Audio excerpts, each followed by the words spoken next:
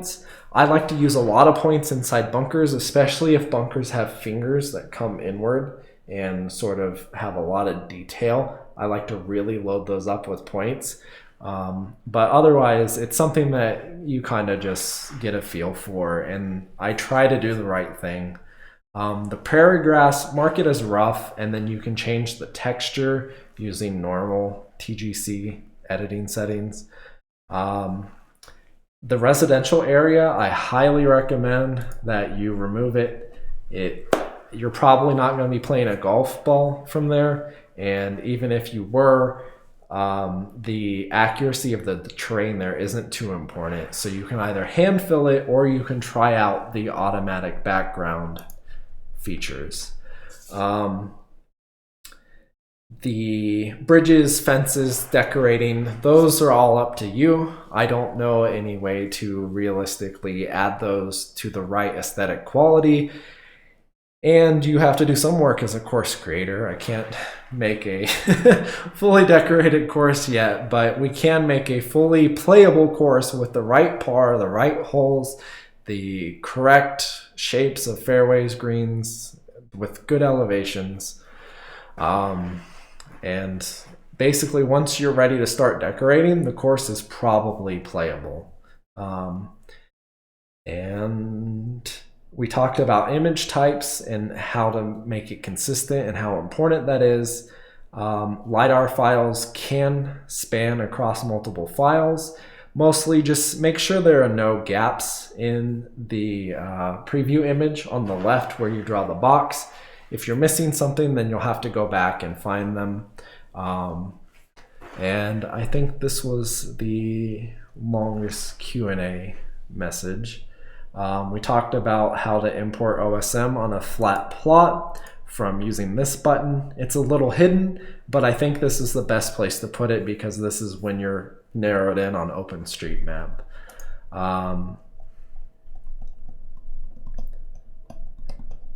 And I think that's all. So what I'm gonna do is now I'm going to launch a second copy from source, and we're gonna try out something fun. So I'm gonna select my courses and we're gonna choose Rancho and it'll load. All right, and now what I'm gonna do is process LiDAR because my new feature requires us to reprocess the LiDAR. So let's see if it runs through.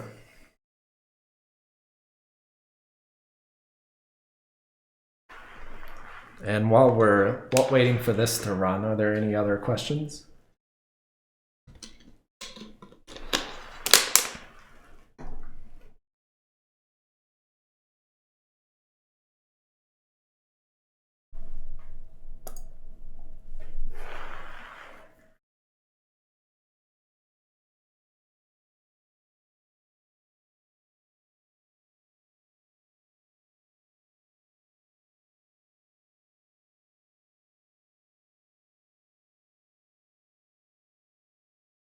Okay, and then this is something that we didn't see earlier, but that I also recommend, is that when you do the OpenStreetMap features, I draw them in color on top of both your mask and this preview page in order to help you know where to draw. And the reason that the satellite image didn't show up is that this is my development build, and I don't include the license key in the source code because I'm limited to the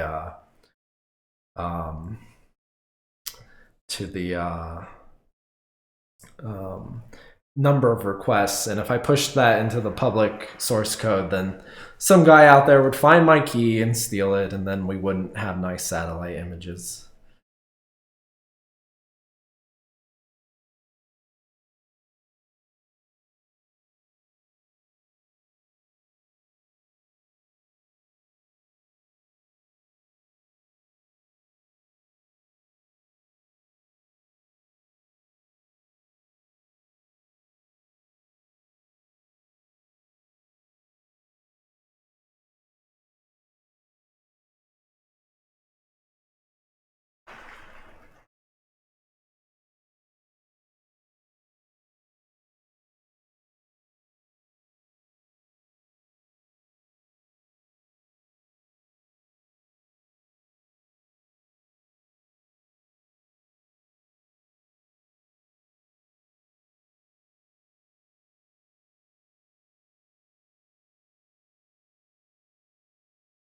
I see people are starting to read the console output and seeing what the surprise is.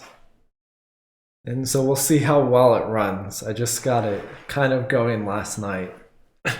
Um, and I think the main limitation is probably the editor, but we'll see if this proves useful. I think that a lot of people won't find it terribly useful, but it's still kind of cool and will help for courses where you don't care too much. But yes, the surprise is that LiDAR captures everything, and so it's possible for you to create a known detection between what's the ground and stuff above the ground. And so you can look and identify little peaks. And during some of the previous releases, people have seen what happens when this LiDAR leaks into the ground map.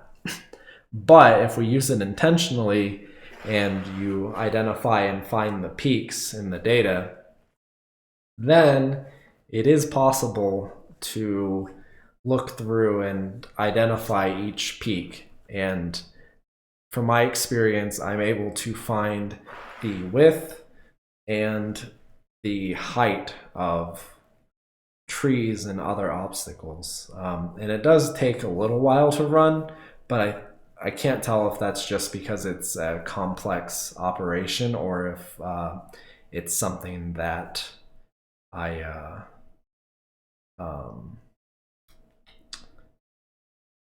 haven't made efficient yet. So WBond1 asks if there are any problems with courses that are spread out over a large area. And yes, there are a couple problems, but you should be able to work around them. The first one is that when you make your course in OpenStreetMap, you absolutely have to add your holes. And I'm gonna pretend to do that tutorial here just for an example. So like, let's say you've imported your LiDAR and you notice that the holes get cut off. So what you have to do is choose line and then basically draw from your T box and then click where a good drive would end and then click somewhere basically the middle of the green. And then once you double click, then you can search for golf and choose golf hole. Again, enter the numbers. This is 4, I guess. It's par, I don't know, 6. And then you can save it. And so if you have these defined, then I call it protecting. And if you have them on the edge of your course, it'll protect them from being clipped off the edge. And I can see that now our mask is done. And so now we'll go over here and we'll just look at our mask. And you can see that with the OpenStreetMap defined, this just gets so much like better to look at. And easier to understand. So I really do recommend getting the OpenStreetMap. But back to the question about large area, you probably have to protect the area with holes so it doesn't get cut off, and you probably also have to maybe fill in the background on your own. And not let the automated tools do it, depending on how much resources it takes away. Because the two things you should consider are the size of the file, because users do have to download these. And so if the files get too large, then it could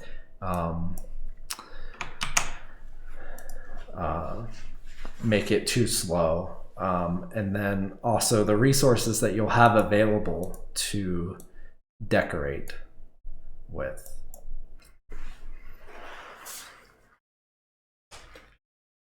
And those are basically your two constraints for very large courses. But I found that most courses, with the exception of the background filling, they actually work pretty well. But I can't promise that it'll continue to work in the future because the whole expanding map thing is kind of a weird bug in the editor. And so I can't promise that that bug will remain. So we may have to return to the days where I thought you would have to make too many courses and nestle them together. But for now, we don't have to, and that's a blessing.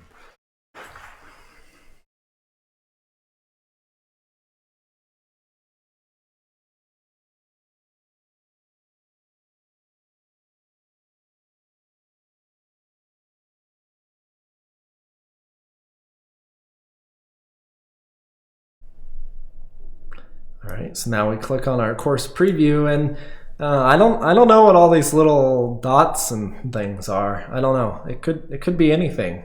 I don't know. I don't know what those yellow dots are.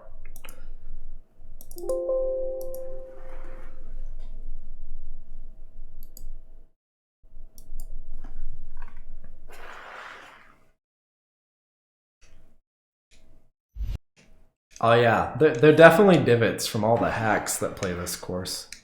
That's true, FroDaddy.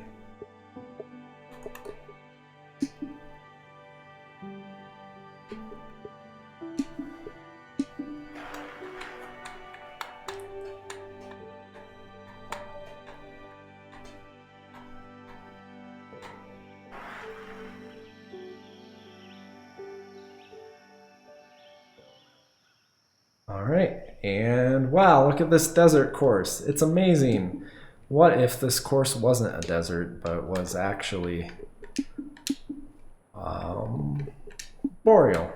Let's choose boreal. Everyone loves boreal bunkers. Whoa!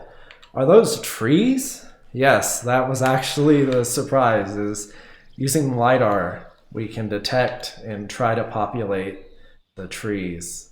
And so you can see here that like this is the golf hole, and that's the routing through the trees. And like this is the road, which is very clearly visible with trees on both sides. And here's our one, and you can see it's a little bit experimental. I don't know exactly where some of these trees came from, but it definitely gets you close, and it's a feature in progress, and it'll probably be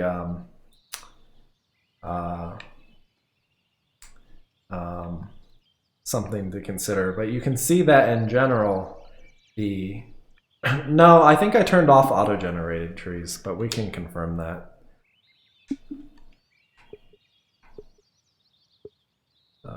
Let's see. Yeah, I don't have any auto-generated trees. So, whoop, now I do. There you go. So there might be the occasional wrong tree or so, but you can see that in general, the trees are very accurate. And once I get the sizes and the heights considered, like you can see how this cart path perfectly nestles into the trees exactly where it should be. And like this is hole number 1 here.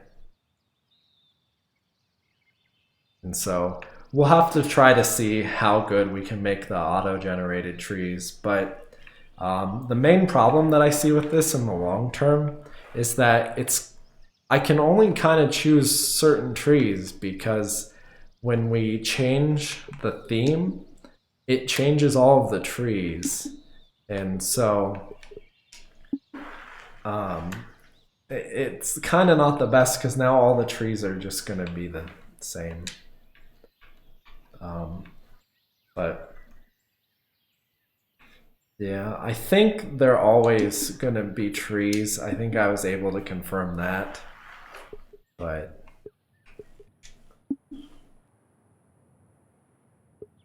I think that's the main limitation, is that we would have to make it dependent on the theme. But we can go into Google Maps and see.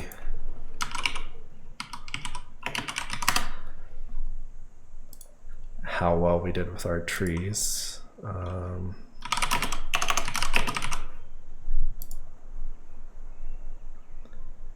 So we'll do satellite.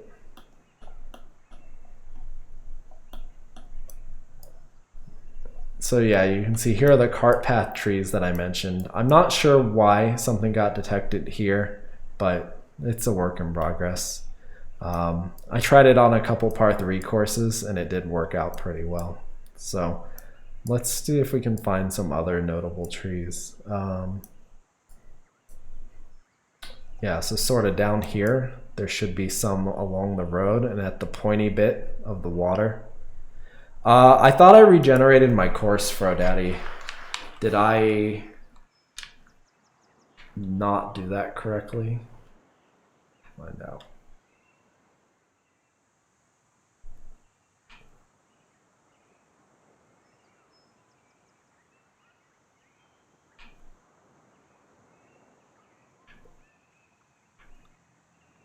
Yeah, I mean, I think in general it's close. It might just be that trees are being duplicated or that there's some other normal software bug. But anyways, it's something that I'm pretty interested in and seeing just for quick courses. So, and I had a request to go ahead and publish this, so I will probably go back and regenerate it without the trees and then publish that for you guys.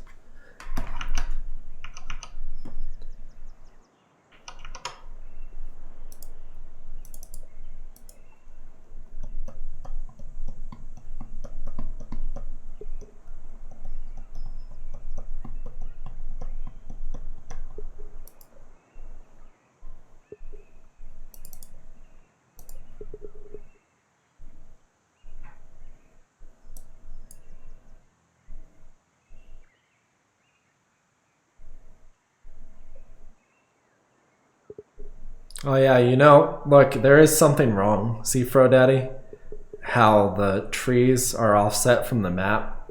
So I think I did offset something somewhere. So the trees should definitely not be in the middle because you can definitely see where the trees don't line up right now. So that's something that we'll fix. But we'll go ahead and regenerate this. I'll add the background terrain, no trees this time. And we'll save it, we'll publish it, and we'll have a one-hole rancho course.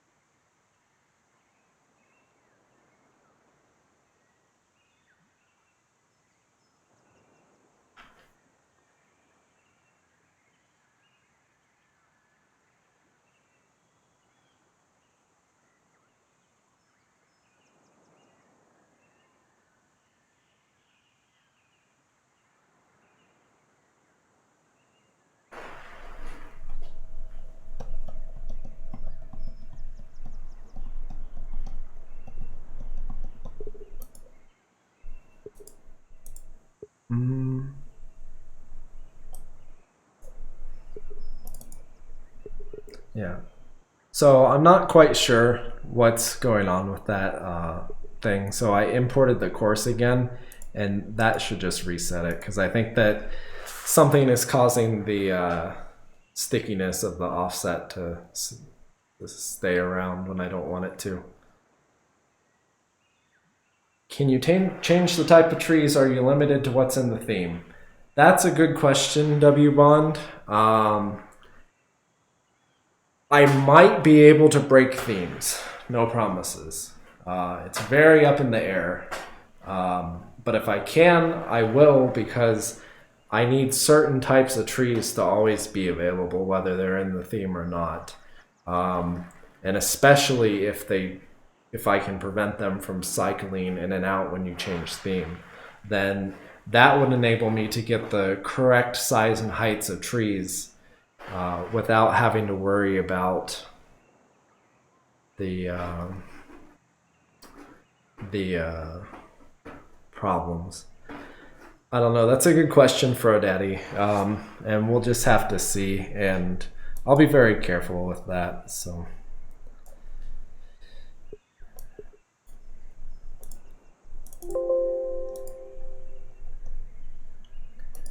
right, made a new version of the course. We'll exit, don't save, come back in. It's the first one because alphabetical order with courses that are named the same. And here we are, we're back to desert. And we'll just double check our alignments. Yep, looks good. You can see that we fixed the bunker lip a little bit. And so now I think that it looks a little more consistent with that high resolution satellite imagery.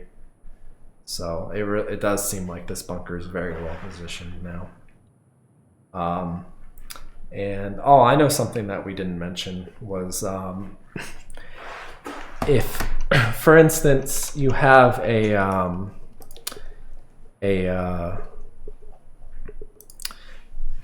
fairway that runs up to or onto a green, what's the best way to map that?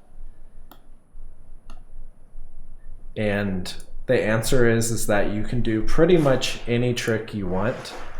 So for instance, if this fairway wrapped all the way around, then you can just take your points and move them to where you need the grass to be. And the game and OpenStreetMap and everything will eventually figure out the right way to do stuff.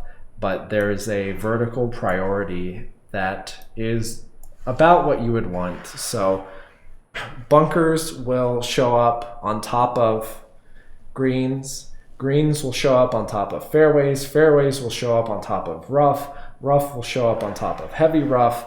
And the other ones are kind of varied. Cart path will show up on almost everything. And so if you wanted to make the green wrap around, then this is something that you could do.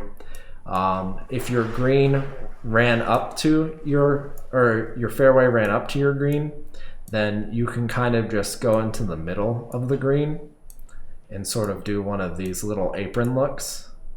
And those usually look something like maybe this. Add another little point. And so you can see that the green would cover this part of the fairway. I'll get to your question in a second, W Bond.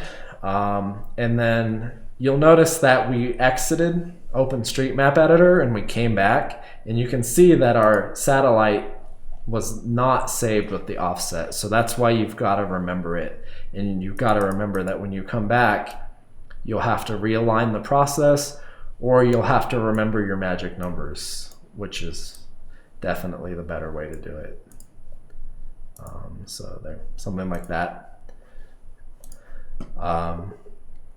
So now, why do I use mulch for water? Well, the answer to that is that adding water in the game editor is actually pretty difficult.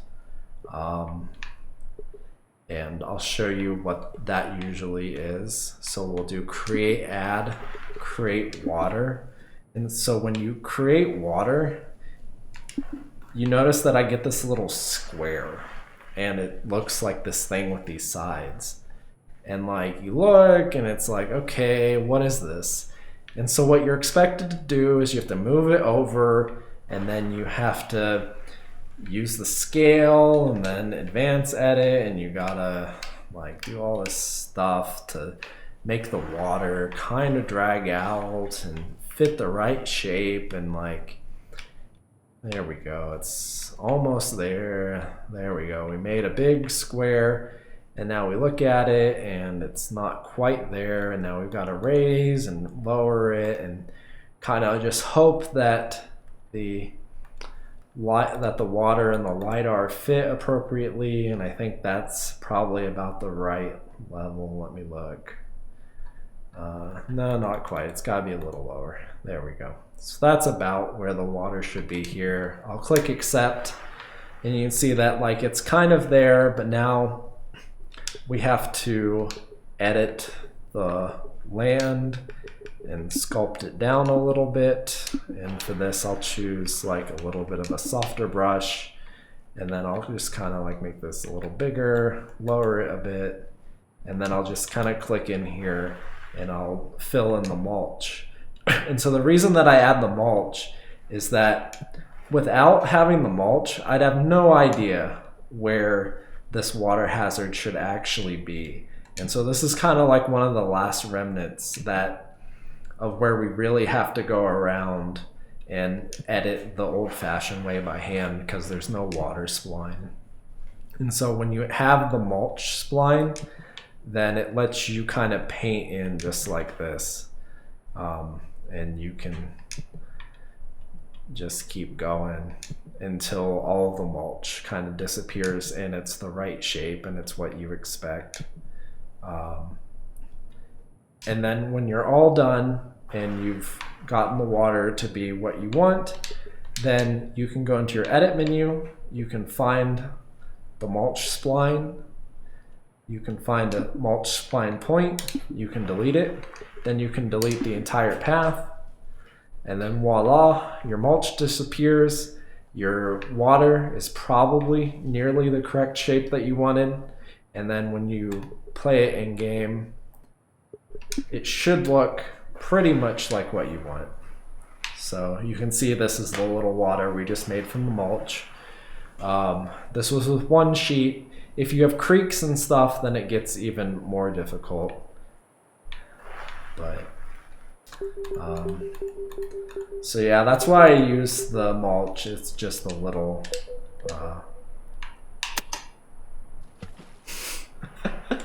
it's just a little thing to help guide the user. And mostly, to be honest, I really like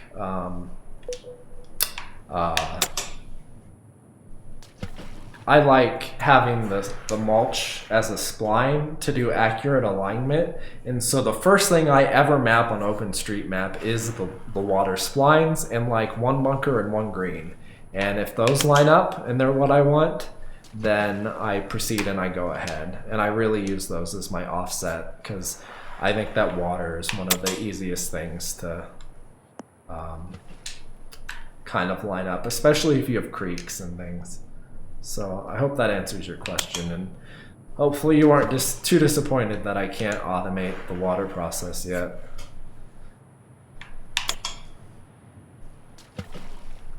For those who tuned into the pre-stream, I hope this doesn't bring back traumatic memories of me playing on the Augusta Par 3.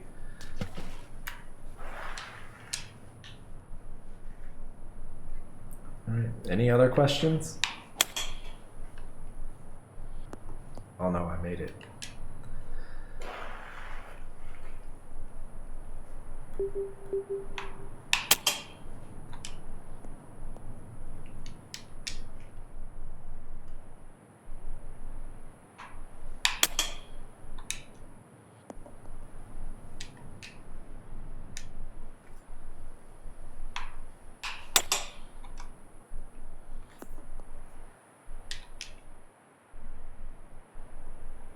Yep, all right. Well, thanks for tuning in, everyone. I hope that this was helpful, and I hope that it helped in at least some way for me to explain where things came from and where we're going, and mostly get the information out there. And then everyone who's here is kind of like the forerunner and pioneer of this. So, oh yeah, I forgot to publish. And so kind of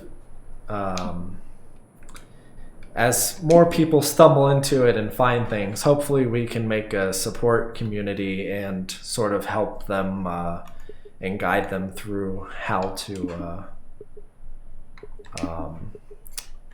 do this process and how to find LiDAR data and how to fix things when things go wrong. And I'm sure that people will invent things that I didn't think of and clever tricks, and the project is completely free and open source, so if you're a programmer or you know someone, everything should be fixed. And you know, if I get hit by a bus, it will still live on and it can be fixed, and you know, there can be a fork. And I tried to make FroDaddy have write access just in case like I go MIA or something. So we should be able to carry it on for as long as we can.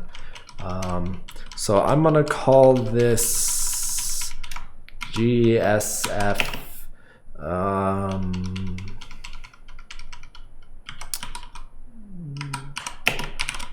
beefy course.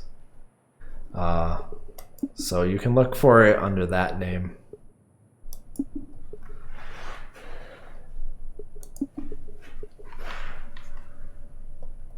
What kind of a screenshot do we want to give this? Maybe our little water hazard? Look how beautiful.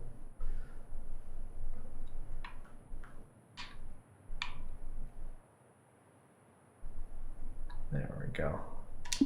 Perfection. Wait, no, I wanted a screenshot. What? Did I press the wrong button? Someone please explain to me how I messed up.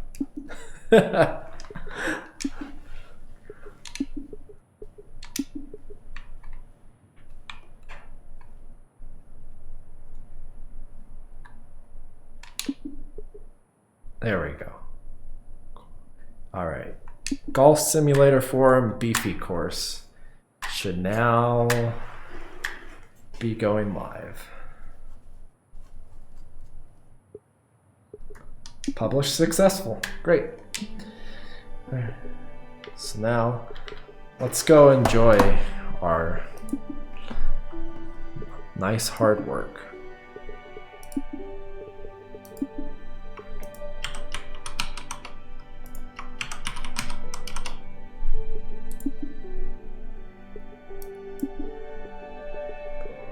You know, I think it's a little easy, so let's just, you know.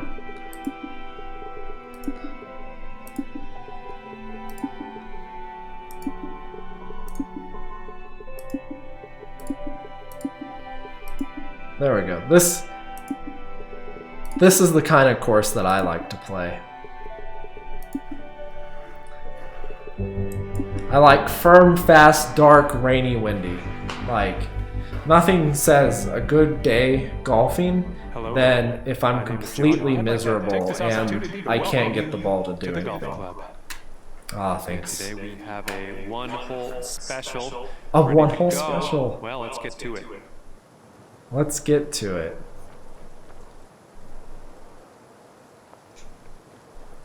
All right. It's 18 miles an hour wind. Let's bomb one out there. See how we do. Oh no. That didn't go anywhere. I know, I really want Scotland data just to do useless things like I want to make putting courses. Like, I want to make the putting course at Bandon, and I want to make the ladies putting course that I'll never be allowed to play in my life at the old course.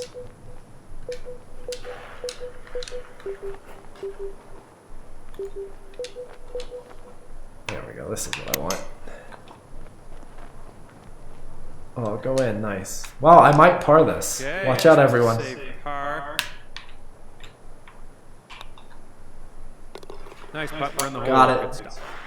I think I should stick with this instead of this. Good job out there, ending things off. What do we think? Even par. Which Well, one? thanks very much for the round today. I had a good time out there. Hope you did too. See you next time.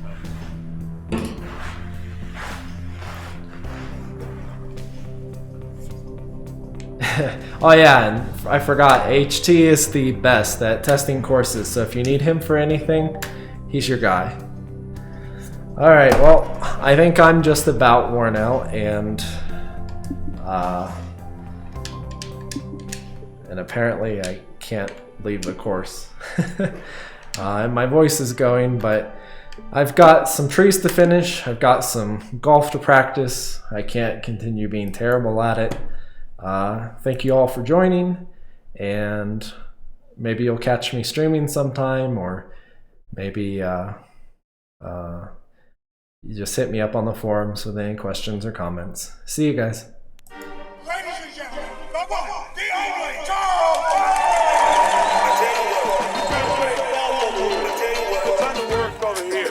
I tell you what, it's a great game, a lot of fun. God darn, that's all that sucks. I tell you what, I suck to go. I suck, I can't hit the ball. I tell you what, I suck to go. I suck, I can't hit the ball. Man, I do suck, everybody knows that. Nobody likes to play bad. Man, I do suck, everybody knows that. It's bad. It's sad. Get out the way. Man, get out the way. Get out the way. Put the water out the plane. Get out the way. Man, get out the way. Get out the way. Sorry. hesitation might cause I'm not good at golf, not comfortable at all. My hesitation, that weird pause. I'm not good at golf, not comfortable at all.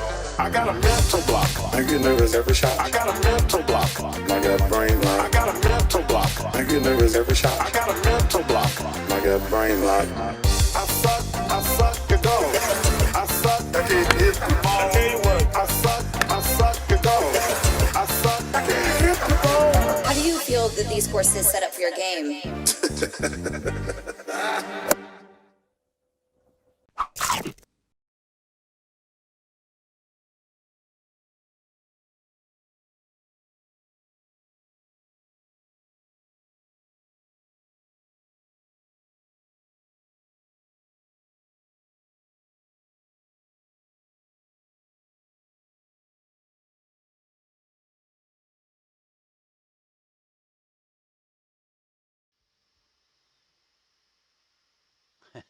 I'll talk to you tomorrow, bud.